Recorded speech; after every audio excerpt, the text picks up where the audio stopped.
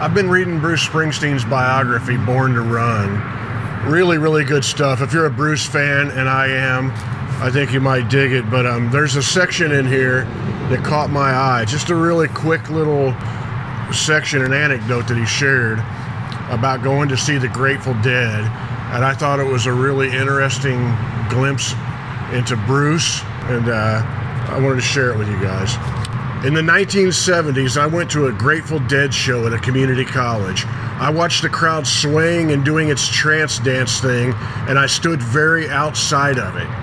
To me, sober, non-mystical, and only half hippie, if that, me, they sounded like a not very talented bar band. I went home gently mystified. Now, I don't know if the Grateful Dead were great, but I know they did something great. Years later, when I came to appreciate their subtle musicality, Jerry Garcia's beautifully lyrical guitar playing, and the folk purity of their voices, I understood that I'd missed it. They had a unique ability to build community, and sometimes it ain't what you're doing, but what happens while you're doing it that counts. That stuck with me. That line right there is really, really good stuff. Sometimes it ain't what you're doing, but what happens while you're doing it that counts. The Grateful Dead were the poster children for that.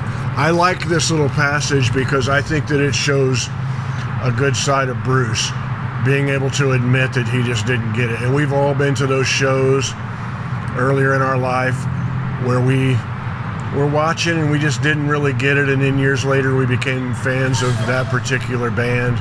We just saw it in a different way. Maybe we aged, or seasoned our taste a little bit, and we were more open to it. And it's good to admit those kind of things. That's not the end of the story. There's more to this that I'll get to. Jerry Garcia would be the first one to admit that the Grateful Dead on one night could be absolutely terrible, and the very next night do something wonderful. Part of the whole Dead mythology is they were going to take chances and try to do something in the moment, and sometimes it crashed and burned. Maybe Bruce saw one of those shows and the crowd was just having a good time being there, and he saw the community and realized there was something great. Maybe he didn't witness one of the great shows. Springsteen comes from the James Brown School of Performing, where it's a show and there's like a thing that happens on stage and it's larger than life, and there are exact cues when things have to happen. And that's a very different thing than what the Dead do. Both are completely valid. Both were great at that, at what they did. But I could see where maybe Springsteen would be thinking, can't you guys tighten this up a little bit? So I looked around trying to find the article where I first heard this story about Clarence Clemons and the Grateful Dead, and I think this is it. This is an article written by Ray Cheltowski, and is when Jerry and the Big Man almost busted this city in half. I'm going to put a link to that article down below. I highly recommend you guys checking it out. It's really good. It goes into a lot of depth that I won't go into here, but it's worth checking out. So there was this point in the late 80s where Bruce Springsteen put the E Street Band on hold, and he released Tunnel of Love and maybe some other stuff. And the members of the band were just kind of doing their own thing. And Clarence Clemons ended up joining Ringo Starr's All-Star Band, and enjoyed that, toured with him a little bit, and Ringo always tried to get everybody to stand out and do their own thing. If you're feeling it, play it. You don't have to stick with whatever, which had to be kind of nice for Clarence, since he'd been in this tightly regimented thing with Springsteen and their shows. Not that that wouldn't be a great thing, but everybody likes to try something else and just scratch that itch in another way. So the writer says that he got to interview Steven Van Zandt and Nils Lofgren like within the same week. And at the end of the interview, he just casually mentions to each of them that he had these Jerry Garcia recordings with Clarence, and he was talking about how great Clarence sounded on it.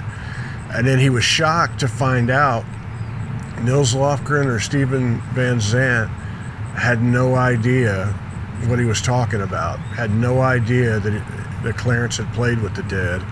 So I'm going to pick up with Ray Chilstowski from this article. He says, I had the opportunity to speak with official Grateful Dead archivist David Lemaux. I hope that's pronounced right. Lemeux.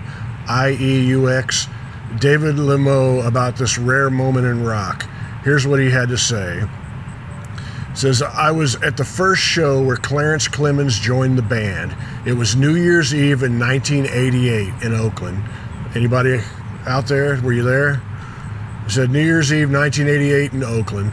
And the Dead opened the show with Let the Good Times Roll and Franklin's Tower. They followed that up with Wang Dang Doodle, and out comes this sax player. We all immediately realized that, oh my God, that's Clarence Clemens. You have to remember that this was 1988, and Bruce Springsteen and the E Street Band are still pretty huge, so everyone knew who this was. Later in May of 1989, he sat in at the Oakland Stadium AIDS benefit.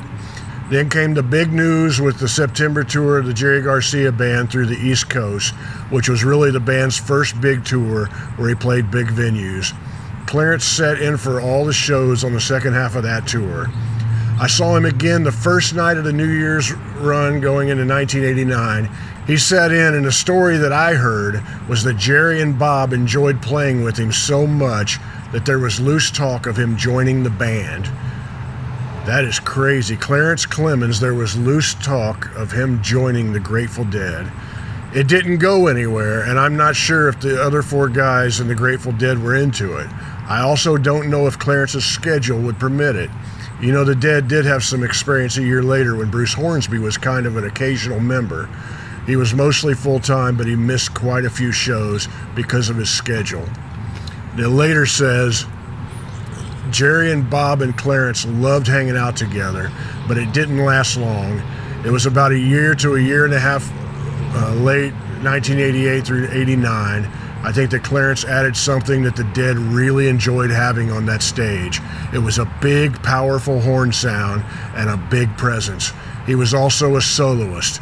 The Dead, as much as Jerry certainly soloed, they weren't a band of soloists. It says, I don't know how the friendship started, but I do know that for that brief period, the guys, particularly Bob and Jerry, loved playing with him. He says it's funny because around 2010, 2011, when Bob and Phil had the band Further, they were touring and they played a show in Boca Raton, Florida, where my mother spends his winters. It says he set up his mom with backstage passes and all that stuff. Not long after that performance, maybe a month or so, Clarence passed away. So it turns out that his last public appearance was with these guys, period. So the very last public appearance of Clarence Clemens, the last gig he played, I guess that was with Bob and Phil in Boca Raton, Florida. I've never heard this. That's beautiful. It's amazing.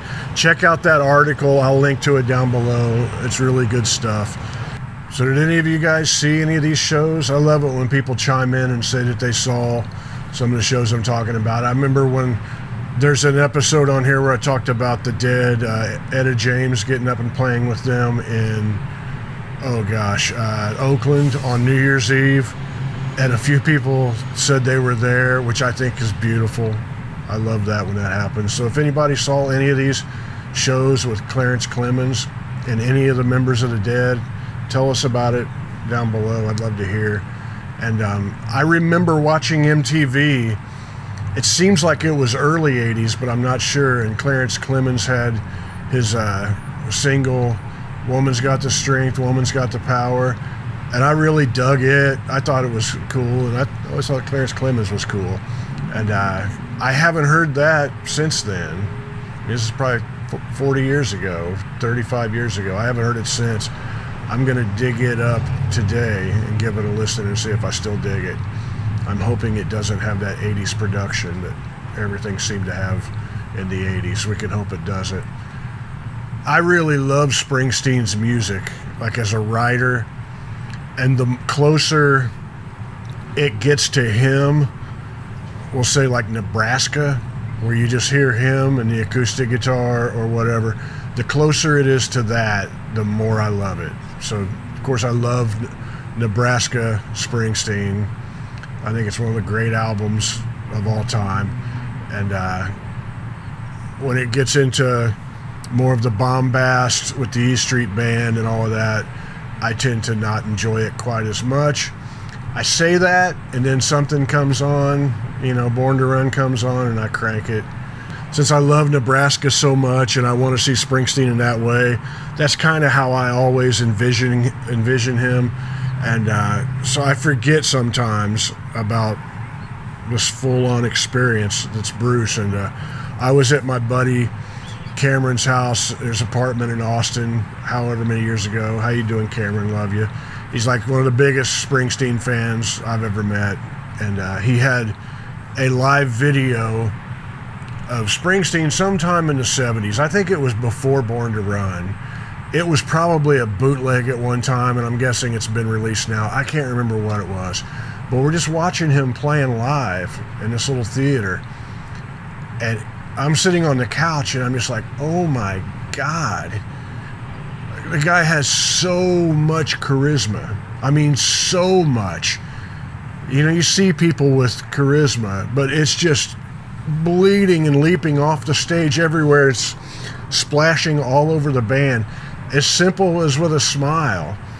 And you're just like, oh my God, this guy loves playing rock and roll. It's like religion. You forget sometimes, or at least I did. It's like, oh yeah, there was this side of Springsteen, and you can see why everybody was losing their mind. All the press, the rock and roll press. I've seen The Future of Rock and Roll, all of that stuff. When you watch that, or at least for me, it was an eye-opener, because I knew that existed, but just kind of forgot.